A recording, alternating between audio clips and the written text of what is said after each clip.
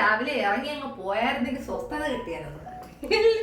ഇല്ലേ ഇല്ലേ തലയായിരുന്നു അപ്പൊ വീട് മുമ്പേ ഞാൻ രാവിലെ ഇപ്പൊ തന്നെ സമയം 10:30 കാപ്പി കുടിക്കുന്നുണ്ട്.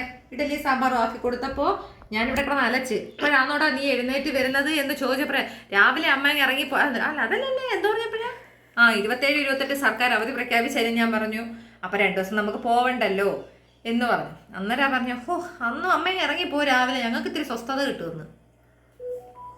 ഇങ്ങോട്ട് പറയടാ ഇനി പറയടാ. നിന്റെ നാക്കിറങ്ങിപ്പോയടാ പറയടാ നിന്റെ നാക്കവിടെ പോയി നോക്കട്ടെ, നാക്കുണ്ടോന്ന് നോക്കട്ടെ. ഏതെങ്കിലും വീട്ടിലിങ്ങനെ ഉണ്ടോ? നിങ്ങൾ കമന്റ് ചെയ്യും. ഇവിടെ മാത്രമാണോ ഇങ്ങനെ എനിക്ക് അറിയാനാ. ഇതിനി എന്തോ ചെയ്യാനാ? ഞാൻ പറഞ്ഞു കഴിഞ്ഞില്ല ഇനി എന്തോന്ന് പറയാൻ.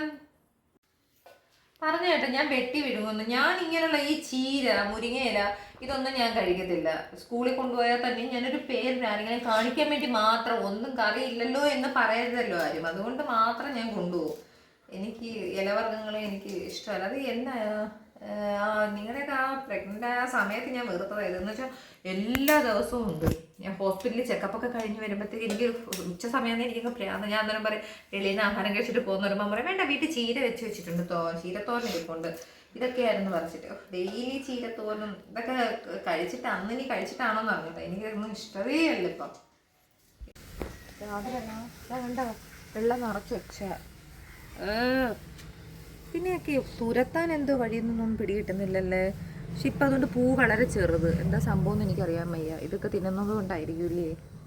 ഛേ വേണ്ടതാ ഇതൊക്കെ ഇതിനകത്ത് ഈ പായലെല്ലാം കാണാൻ വയ്യ.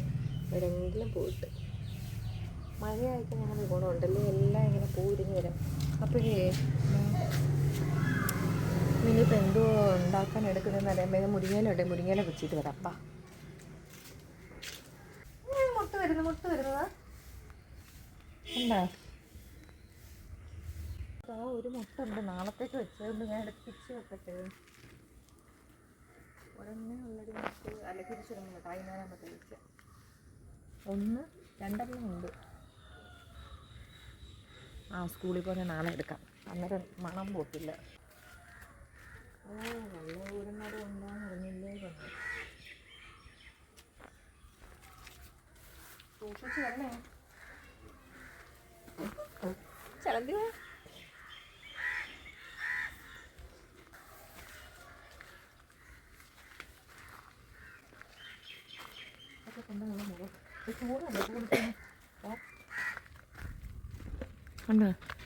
ഇത് നല്ല കൂണാണ്. ചിലതൊക്കെ വിഷക്കൂണുണ്ട്. അതൊക്കെ എങ്ങനെയുള്ളതെന്ന് നമുക്കറിയാൻ വയ്യ. എത്രയോട് അങ്ങനെ കഴിച്ചെടുത്ത് മരിച്ചിട്ടുണ്ടല്ലേ. പിന്നെ ഒരു കാര്യം പറഞ്ഞാൽ ബെസ്റ്റാണ്. മുരിങ്ങനെ തോരൻ വെക്കാം. നല്ല നിമിഷമെല്ലാം ഒടിഞ്ഞു പോയല്ലോ അല്ലേ അല്ലേ. കുറച്ച് മതി. ഞാൻ വിചാരിച്ചു ചെയ്യുന്നത് ഇച്ചിരി മുട്ടയൊക്കെ ഇരിപ്പുണ്ട്, അതും കൂടെ ചിക്കിയിട്ട് വെച്ചോട്ടെ. എന്താ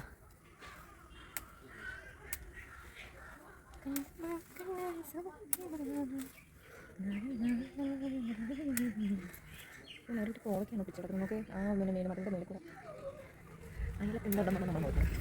അതൊരു പൂടിക്കുന്ന ശരിയത് അല്ലെന്നത്. കോവയ്ക്ക നോക്ക്, കോവയ്ക്ക ഇല ഉണ്ടാകും. നല്ല മഴക്കോളുണ്ട് രാവിലെ അല്ലയോ.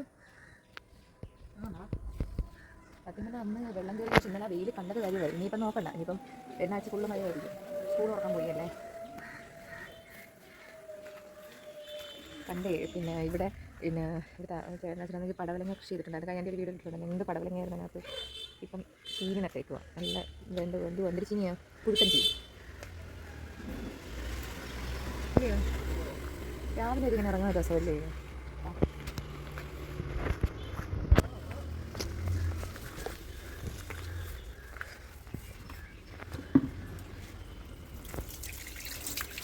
അതൊക്കെ ചെറിയ ചെറിയ ഇതാണ് പുഴുക്കളുമല്ല. അതാണ് പക്കറ്റിലെ വെള്ളത്തിൽ മുക്കി വന്നിട്ട്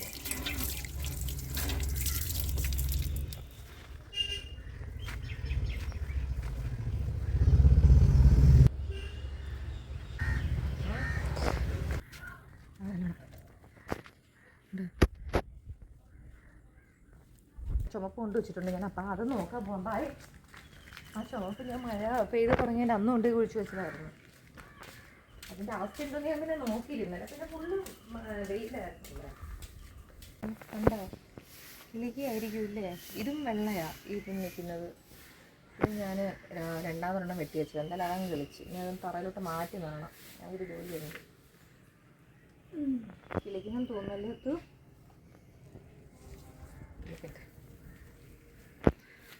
അപ്പം എല്ലാം മഴയുടെ കോള്. ഓക്കെ, മഴയുടെ കോള് കണ്ട രാവിലെ നല്ല രസമാണ് ഈ മഴയും ഇല്ലേ?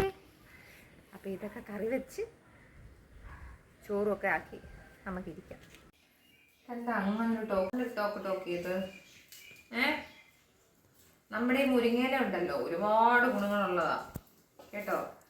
അതായത് ഇന്നലെ ആരോണ്ട് പറയുന്നത് ഇതും പിന്നെ തേങ്ങാപ്പാലും ഒക്കെ ഇട്ട് മുടി കഴുകിയാൽ മുടി വിളിക്കുമെന്നോ ഒക്കെ പറയുന്ന കേട്ട്. എനിക്ക് അറിഞ്ഞുകൊണ്ടായിരുന്നു. ഇപ്പോൾ ഓരോരുത്തരോരോന്ന് പറയുമ്പോഴാണ് നല്ല അറിവുകളൊക്കെ കിട്ടുന്നത് മുരിങ്ങയിലയിൽ നിന്ന്. സത്യമാണ്. പക്ഷെ മുരിങ്ങയില ഏറ്റവും ബെസ്റ്റാണ് എന്നൊക്കെ ഞാൻ കേട്ടിട്ടുണ്ട്. പക്ഷേ എനിക്ക് ഈ സാധനം തീരെ ഇഷ്ടമല്ല, തീരെ ചെറിയ ഇഷ്ടമല്ല. പിന്നെ കുഞ്ഞുങ്ങൾക്ക് കൊടുക്കാൻ വേണ്ടി ചെയ്യുന്നു, അത്രമാത്രം. അങ്ങനെ ഇന്നത്തെ ഫുഡ് എല്ലാം റെഡിയാക്കി. ഉച്ചക്കത്തേക്കുള്ള മുരിങ്ങയില കൊണ്ട് തോരൻ വെച്ച്, മീൻ വറുത്ത്, അപ്പോൾ എല്ലാം ഞാനൊന്ന് കാണിച്ചു തരാം. രസം വെച്ചു, മുരിങ്ങയില തോരൻ,